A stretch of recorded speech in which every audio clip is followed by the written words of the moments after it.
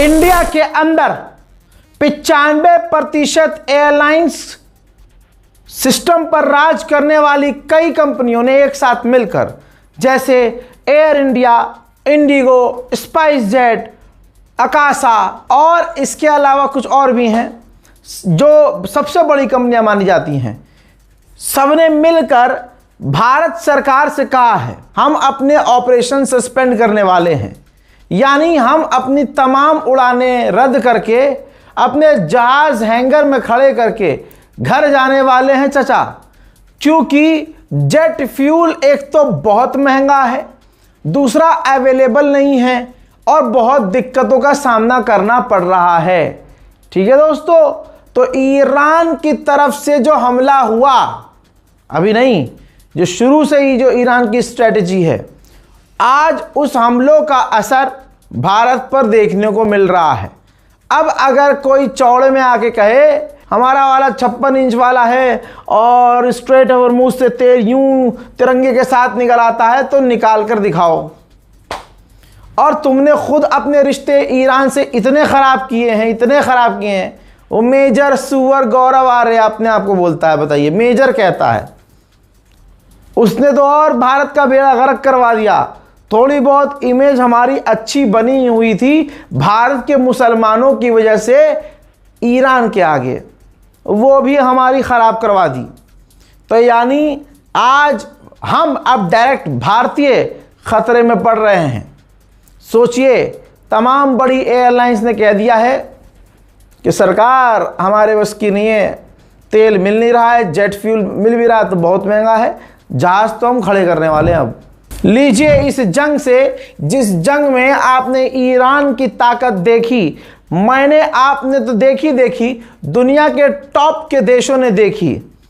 अब ईरान ने बड़ी बात कह दी। ईरान ने कह दिया कि एशियन देशों के साथ, एशिया में जितने भी देश हैं, हम अपने उन देश जो हमारे साथी हैं एशिया में, उन देशों के साथ अपने डिफेंस कैपेबिलिटीज़ को शेयर करने को तैयार हैं।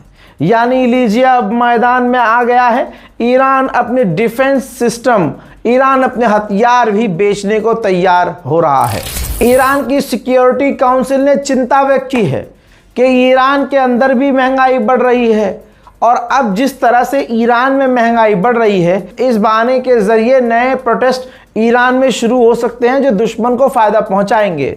ठीक ऐसा नहीं है दोस्तों कि सिर्फ ईरान में ही महंगाई बढ़ रही है, दूसरे इलाकों और देशों में ज़्यादा महंगाई बढ़ी है। बाबूजी, जाके मार्केट देखिए। भारत में रहने वाले लोगों, अब जाओ ज़रा मार्केट का जायज़ा लो, पता चलेगा।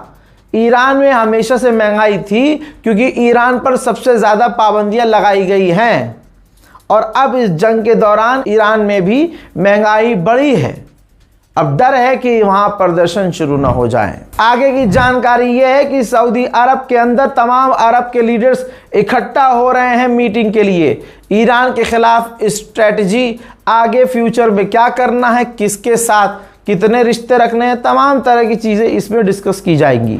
ईरान की पुलिस ने कई सारे लोगों को ईरान में गिरफ्तार किया है जो इलीगल तरीके से स्टारलिंक सैटेलाइट के द्वारा इंटरनेट यूज़ कर रहे थे और जासूसी कर रहे थे। पार्लियामेंट के अंदर आईडीएफ ने, इजराइल की जो डिफेंस फोर्सेस है, उसके ऑफिशियल ने ईरान के बारे में खुलासा पार्लियामेंट के अंदर किया। कहा कि सीज फायर का इस्तेमाल किया है ईरान ने बहुत बड़े लेवल पर। ईरान ने इस सीज फायर का इस्तेमाल किया है drone, missile, rocket, defence system तैनात करने के लिए। हजरात, जहां अमेरिका सोच रहा था कि सीज फायर कर लेते हैं, तैयारी करने में आसानी होगी, हजरात सीज फायर का समय तो ईरान को भी मिला और ईरान ने अपनी ताकत को पूरी ताकत से, कमाल देखिए, अपनी ताकत को पूरी ताकत से तैनात कर दिया है। अमेरिका इजराइल के खिलाफ हथियार तैनात है। हजरात, भारत की कंपनियों के बाद अब स्वीडन की एयरलाइंस, कई तरह की जो एयरलाइंस है, उसने भी नोटिस जारी कर दिया है, वार्निंग इशू कर दी है कि भैया हमारे मुल्क में भी तमाम जहाज़ अब ग्राउंड हो सकते हैं।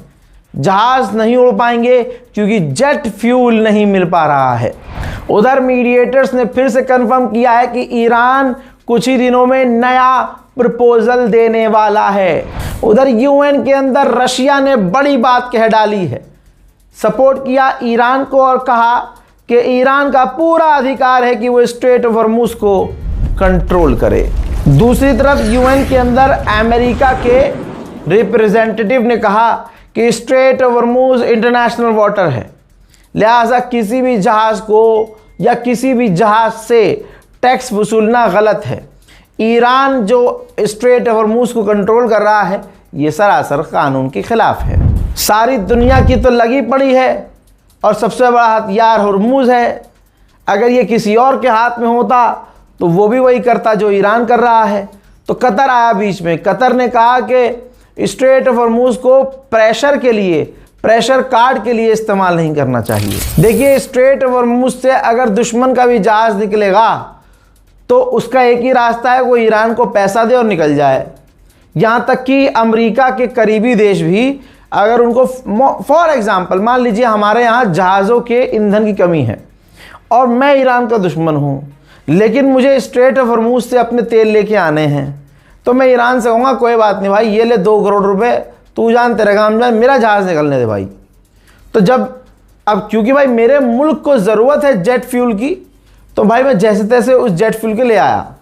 अमेरिका कह रहा है कि नहीं, जो पैसा देकर ईरान को, जो पैसा देकर स्ट्रेट ऑफ हॉर्मुज से गुजरेगा, हम उस देश पर पाबंदी लगा देंगे, उस टैंकर पर पाबंदी लगा देंगे।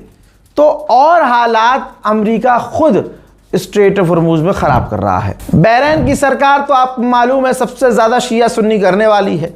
5 ऐसे लोगों को उम्र कैद की सज़ा सुनाई है बहरीन ने, जिनका ताल्लुक शिया समुदाय से है, और इल्ज़ाम उन पर यह लगाया कि बहरीन की सरजमीन पे ये लोग अमरीकी ठिकानों पर हमला करने वाले थे। सबूत नदारद, कोई प्रूफ है ही नहीं, लेकिन क्योंकि सरकार को उम्र कैद देनी है 5 लोगों को, तो बस बोल दिया और हो गई उम्र कैद। नेतन्याहू कल भाई अपने कोर्ट में पेश हुआ। उसकी पेशी के दौरान एक एमरजेंसी में, पीएम भाई वो एमरजेंसी में कोई लेटर आया जहां वो मौजूद था कोर्ट के अंदर। वो लेटर पढ़ते ही वो वहां से निकल गया मीटिंग के लिए, और उसी वक्त जज ने तारीख आगे बढ़ा दी। अभी भी ईरान ने जो प्रपोजल दिया है डोनाल्ड ट्रंप को, रिपोर्ट यह है कि डोनाल्ड ट्रंप इस प्रपोजल से भी ईरान के खुश नहीं हैं। हाँ, तो अभी बातचीत कुछ नहीं बनी है, ख़राब तर ख़राब हो रही है। अमेरिका कह रहा है कि ईरान एक्सपोर्ट नहीं कर पा रहा है तेल, और 10 से 12 दिनों में ईरान के जो ऑयल रिंग्स हैं, यानी जहाँ जहाँ ईरान तेल रख सकता है वो जगह भर चुकी है। ईरान के पास 12 दिन के बाद तेल रखने की भी जगह नहीं होगी। लेकिन ईरान कह रहा है कि हमारे पास तेल रखने की जगह मुन्ना अभी बहुत है। गुलाबी सुअर अपनी ही दुनिया में है। उसने ट्वीट किया और कहा कि मुझसे ईरान की सरकार ने कहा है कि उनकी गवर्नमेंट, उनका देश कोलैप्स होने वाला है, गिरने वाला है। वो भी चाहते हैं, मतलब हम भी चाहते हैं, ईरानी भी चाहते हैं कि स्ट्रेट ऑफ हॉर्मुज खुल जाए। बताइए, ये है गुलाबी सुअर। दोस्तों, अमेरिका की इंटेलिजेंस इस मुद्दे पर काम कर रही है कि डोनाल्ड ट्रंप अगर ऐलान कर दे कि हम जीत गए और जीतने के बाद इस जंग से पूरी तरह से बाहर निकल जाए, तो ईरान क्या रिएक्ट करेगा। कहा जा रहा है कि जैसे ही डोनाल्ड ट्रंप अपनी जीत का ऐलान करेगा, तुरंत ईरान अपना स्टेटमेंट जारी कर देगा, जिसमें बहुत सारी चीज़ें क्लियर होंगी और दुनिया ईरान की ही बात को सच मानेगी। तो अमेरिका की इंटेलिजेंस एजेंसियां लग चुकी हैं कि डोनाल्ड ट्रंप के झूठ को पक्का कैसा करना है, उस झूठ को सच कैसे दुनिया को दिखाना है। तो यानी दोस्तों, ट्रंप पूरी तरह से पीछे हटने वाला है। अब ईरान के सुप्रीम लीडर से जुड़ा एक बड़ा अपडेट आ रहा है कि वो बिल्कुल शार्प हैं, ठीक हैं, फैसले ले रहे हैं, सारे फैसले उन्हीं के हैं, वो देश चला रहे हैं। ठीक, अगली बात बड़ी आई है कि ईरान के टॉप ऑफिशियल से मुलाकात की है। हाँ, मुज्तबा खामनाई ने मुलाकात की है। इस अपडेट में पता चला कि पेज़ेश्कियान से भी मुलाकात की उन्होंने, और बताया जा रहा है कि उनके ऊपर 3 बार जानलेवा हमले हुए हैं ईरान के सुप्रीम लीडर के ऊपर, और उनके जिस्म पर 3 गहरे घाव हैं। जो अमेरिका और इजराइल के आतंकी हमलों से उन्हें मिले हैं। तो दोस्तों एक बात क्लियर है कि ईरान से बाहर नहीं है मुश्तबा खामनाई, ऐसे जो क्लेम है वो सामने आ रहे हैं। उधर स्ट्रेट ऑफ हॉर्मुज से रशिया की एक सुपर याच बिना रोक टोक स्ट्रेट ऑफ हॉर्मुज से गुजरी है। पूरी दुनिया की मार्केट पर ईरान के हमलों का असर टोयोटा की सेल्स भी जमीन पर आकर गिरी है। अब सैंटोम क्या ही करेगा बेचारा, ये वीडियो जारी किया है भाई। अब इज्जत बचानी है तो अमेरिका को ये सब करना होगा। अमेरिका ने वीडियो जारी किया है कि स्ट्रेट ऑफ हॉर्मुज में हमारी नौसेना ने रेड करी है टैंकरों के ऊपर। ये जांच करने के लिए ये टैंकर ईरान का तो नहीं है। पूरी जांच पड़ताल करने के बाद हमने इन जहाज़ों को, टैंकरों को जो ईरान के नहीं थे, बाद में जाने दिया है। उधर क्रूड ऑयल के दाम, सोचिए ईरान हमला नहीं कर रहा है, लेकिन ये कौन सी गैब की जुल्फकार है भाई जो चल रही है। ये देखिए क्रूड ऑयल के दाम $112 प्रति बैरल पहुंच चुके हैं और जब तक आप ये वीडियो देख रहे होंगे हो सकता है और बढ़ जाए। आइए स्ट्रेट ऑफ हॉर्मुज दिखा देता हूं। ये देखिए रोड के बिल्कुल समुद्र का तट मिला हुआ है, ये स्ट्रेट ऑफ हॉर्मुज है। ईरान की ये सड़क और गाड़ियां हैं और सामने आप देख सकते हैं स्ट्रेट ऑफ हॉर्मुज है और हर 1, 2 और 20 कदम के बाद स्ट्रेट ऑफ हॉर्मुज में भारी मात्रा में आप टैंकरों को देख सकते हैं जो लगे पड़े हैं लाइन में। तो स्ट्रेट ऑफ हॉर्मुज में ईरान ने अभी भी सबको लाइन में लगा रखा है। अमेरिका ईरान का कुछ उखाड़ नहीं पाया है। अमेरिका अब अपने पुराने तेवर में आ गया है, क्योंकि नए तेवर में ईरान ने उसका ही बजा दिया है। अब अमेरिका ने धमकी दी है तमाम दुनिया की एयरलाइंस को कि ईरान की एयरलाइन से रिश्ते नाते खत्म कर लो, वरना हम तुम पर पाबंदी लगा देंगे। देखना यह है कि सबसे पहले मुझे पूरा यकीन है कि मोदी जी खुद जाकर कहेंगे हम तोड़ लेंगे जी, और बताओ। लेकिन तब भी भारत का ट्रंप अपमान करता रहेगा, कितना भी गुलामी कर ले, कितना भी कोई ट्रंप के लिए नाच ले, लेकिन यह ट्रंप किसी का सगा नहीं होगा। जब से स्ट्रेट ऑफ हॉर्मुज बंद हुआ है तब से यानी पहला LNG का टैंकर यूएई का पहला टैंकर इस पूरी जंग के बाद पहली मर्तबा स्ट्रेट ऑफ हॉर्मुज को क्रॉस किया है। मेरे पास ये इन्फॉर्मेशन नहीं है, मैं गोदी मीडिया नहीं हूं कि आपको खुश करने के लिए कुछ भी कह दूं। मेरे पास ये इन्फॉर्मेशन नहीं है कि ईरान ने परमिशन दी थी, ईरान ने पैसा लिया था या ईरान ने ढील दी थी, कुछ नहीं पता। लेकिन टैंकर यूएई का क्रॉस कर चुका है स्ट्रेट ऑफ हॉर्मुज। आप देखिए जैसे क्लास की सबसे चिड़चिड़ी लड़की हुआ करती थी ना, जो मॉनिटर हुआ करती थी, और उसको टीचर जानबूझ के वो बनाते थे मॉनिटर कि चल भाई तू मॉनिटर रहे, कि जो लड़का ज़्यादा शोर मचाएगा, जो बच्चा ज़्यादा शोर मचाएगा, उसका ब्लैक बोर्ड पर नाम लिख दियो। तो वो लड़की क्या करती थी, मेरा नाम तो लिखती थी और मेरे आजू बाजू का ज़बरदस्ती नाम लिख देती थी, और किसी और का लिखती थी तब मेरा नाम जरूर लेती थी, क्योंकि किलसन थी, चिड़ी हुई थी, खुन्नस थी, खार थी उसमें। मुझे नहीं पता भाई। हालांकि आज जो है बैंक में एक सबसे, मतलब क्या कहूँ, नहीं बोलना चाहिए, सबसे सिक्योरिटी गार्ड के बाद जो नौकरी होती है ना वो उसके पास है। तो ज़िंदगी तो झंड है, यही ट्रंप की ज़िंदगी है। आपको याद है मैंने कल बताया था आपको कि जर्मनी के चांसलर ने ईरान की मतलब ना चाहते हुए तारीफ कर डाली कि भाई ईरान मजबूत है, ईरान ताकतवर है, ईरान को हमने कमज़ोर समझा, बला बला बला। ट्रंप को बुरा लग गया भाई, जैसे क्लास की मॉनिटर चिढ़ जाती है ना, चिढ़ गई। ये देखिए गुलाबी सुअर कितनी चिढ़ गई है। गुलाबी सुअर ने कहा, बल्कि पोस्ट किया कि जो जर्मनी के चांसलर है ये बेकार हो गए हैं, जर्मनी बेकार हो चुका है, ये समझ नहीं रहे हैं कि वो क्या बोल रहे हैं। मैं हिम्मत करके, किसी के पास जो हिम्मत नहीं है वो हिम्मत दिखाकर, मैं हिम्मत करके मैं ईरान को रोक रहा हूं। अगर ईरान के पास न्यूक्लियर हो तो पूरी दुनिया को हॉस्टाइल कर ले, और जर्मनी का चांसलर ये चाह रहा है कि ईरान के पास परमाणु हो तो ओके है, वो ओके है। मैं दुनिया को ईरान से बचा रहा हूं और फिर वही जर्मनी बेकार, मतलब जैसे नेटो की बुराई कर रहा था ये गुलाबी सुअर, क्योंकि जर्मनी ने साथ नहीं दिया, यूरोप ने साथ नहीं दिया। इसके कहने पर दुनिया के तमाम, इसके कहने ये चाह रहा था पूरी दुनिया मेरे कहने पे सारी दुनिया जंग में कूद आए ईरान के खिलाफ। ऐसा हुआ ही नहीं। आप दूसरा देश नाम ले ही नहीं सकते कि हाँ उसने हथियार खोल दिए हों और वो अमेरिका के साथ मैदान जंग में उतर आया हो। बौखलाहट है हार की, और हर दिन जो ईरान की जीत का झंडा लहरा रहा है और हर दिन दुश्मन के ही खैमे से ईरान की तारीफों की बातें आ रही हैं, ट्रंप को ये मार रही हैं। अमेरिका की एक और रिपोर्ट आपको दिखाऊं तो हैरत ना कीजिएगा, जिस रिपोर्ट के अंदर लिखा है कि पिछले 25 सालों में पहली बार इतनी बुरी कंडीशन अमेरिका की हुई है और अमेरिका के लोगों की हुई है। पिछले 25 साल में पहली बार इतना बड़ा झटका अमेरिका को लगा है। इकोनॉमी, महंगाई, हर चीज हिल चुकी है और इसका सीधा असर अमेरिका की जनता पर पड़ रहा है। ईरान के हैकर्स ग्रुप किसी फौज की तरह ही काम कर रहे हैं।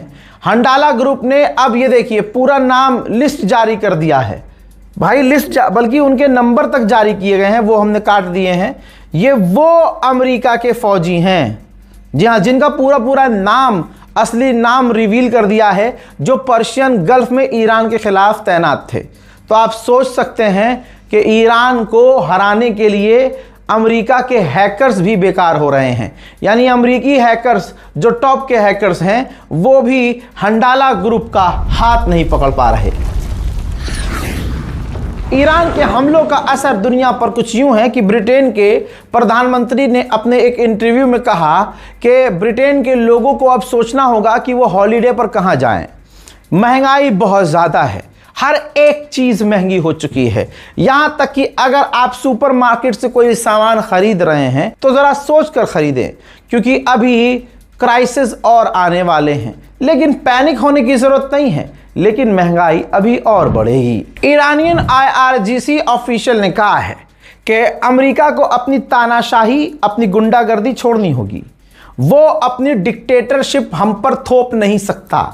वो अपनी फजूल की शर्तें हम पर चिपका नहीं सकता। अमेरिका को यह समझना होगा कि लेवल पर आकर बात करनी होगी, और वो अपनी फजूल की शर्त हम पर चिपका नहीं सकता, थोप नहीं सकता। किर्गिस्तान के अंदर शंघाई कॉरपोरेशन ऑर्गेनाइजेशन यानी SCO की मीटिंग हुई है, जिसकी एक तस्वीर सामने आई है, जिसमें ईरान के IRGC कमांडर, रूसी ऑफिशियल्स और चाइनीज ऑफिशियल भी इस किर्गिस्तान की मीटिंग में मौजूद थे। हजरात, न्यूयॉर्क टाइम्स तो आपने सुना होगा ना, मैंने आपको इतना सुनाया है, अब तो याद हो गया होगा। ये देखिए, अमेरिका का जो अखबार है न्यूयॉर्क टाइम्स, उसने लिखा है कि अमेरिका के इतिहास का सबसे बुरा राष्ट्रपति डोनाल्ड ट्रंप है। ये कोई हिंदुस्तान का अखबार, ये जर्मनी का अखबार, ये पाकिस्तान का अखबार नहीं कह रहा है, ये खुद न्यूयॉर्क का, अमेरिका का सबसे बड़ा अखबार कह रहा है। हालात ये हैं कि पूरे यूरोप में जो बैंडेज है, बैंडेज, उसके भी दाम बढ़ने वाले हैं, और जो सॉफ्ट टॉयज हैं या बच्चों के जो खिलौने हैं वो भी महंगे होने वाले हैं। मैंने कल भी बताया था कि प्लास्टिक की कमी हो रही है। प्लास्टिक से क्या क्या आइटम बनते हैं, खिलौने तो ज़्यादातर प्लास्टिक से ही बनते हैं। तो स्ट्रेट ऑफ हॉर्मुज बंद होने की वजह से सारी दुनिया में जो बेसिक चीज़ें हैं उन पर भी असर साफ नज़र आने लगा है। और मेरा एक थॉट है जो आपको भी समझना होगा कि अगर टॉप के बड़े बड़े देशों की हालत इतनी ख़राब हो रही है तो हमारे, अल्लाह ना करे, भारत की हालत आगे कितनी ख़राब हो सकती है। यह बात अलग है कि हमारे प्रधानमंत्री मोदी जी अभी सिर्फ चुनाव में व्यस्त हैं, उनको फ़र्क नहीं पड़ता कि महंगाई कितनी बढ़ने वाली है और आगे गरीबों का, हमारे मुल्क के मिडिल क्लास वालों का हाल क्या होने वाला है। उन्हें क्या दिक्कत है, वो पहले ही बोल चुके हैं, भाइयों बहनों मैं तो झोला उठा के चल दूंगा, तो अगले वो क्या ही टेंशन होगी। अमेरिका का अखबार द हिल लिख रहा है कि अमेरिका के इतने हथियार ख़त्म हो चुके हैं, ये दूसरा अखबार है, बात वही है कि ताइवान पर अगर चीन ने हमला किया तो अब अमेरिका ताइवान को क्या, किसी को नहीं बचा सकता, और किसी भी जंग में अमेरिका अब कूदने लायक नहीं रहा है। यह है ताकत ईरान की। OPEC एक ऐसा ग्रुप है, OPEC एक ऐसा ग्रुप है जिसमें तमाम ज़्यादातर अरब देश हैं और वो देश जो तेल प्रोड्यूस करते हैं, तेल बनाते हैं। ये ग्रुप इसलिए बनाया गया था कि सब मिलजुल कर जो है साथ काम करें और कोई भी देश तेल के दाम अपने हिसाब से ना रखे ताकि किसी को नुकसान, यानी मार्केट का रेट खराब ना हो, और कोई देश ज़्यादा तेल ना बनाए और कोई देश कम तेल ना बनाए। तो ये ग्रुप इसलिए बनाया गया था। यूएई इस ओपीईसी ग्रुप से कल बाहर निकल गया और अपना तेल प्रोडक्शन ज़्यादा कर दिया। यानी अब वो किसी भी देश के साथ मिलकर काम नहीं करेगा, किसी भी अरब देश के साथ मिलकर काम नहीं करेगा। उसको जितना तेल बनाना है वो बनाएगा, जितने दाम रखने हैं वो रखेगा। आप सोचिए, जो अरब कल तक यूनिटी की बात कर रहा था, जो यूएई यूनिटी की बात कर रहा था, आज देखिए उनमें ही फूट पड़ना शुरू हो चुकी है। हजरात मोहतरम, उम्मीद है Iran special, middle east special report आपको पसंद आया होगा। इस रिपोर्ट को शेयर कीजिएगा, अपनी राय कमेंट सेक्शन में ज़रूर लिखिएगा। तबीयत अभी भी मेरी नासाज है, दुआओं में मुझे याद रखिएगा। जय हिंद।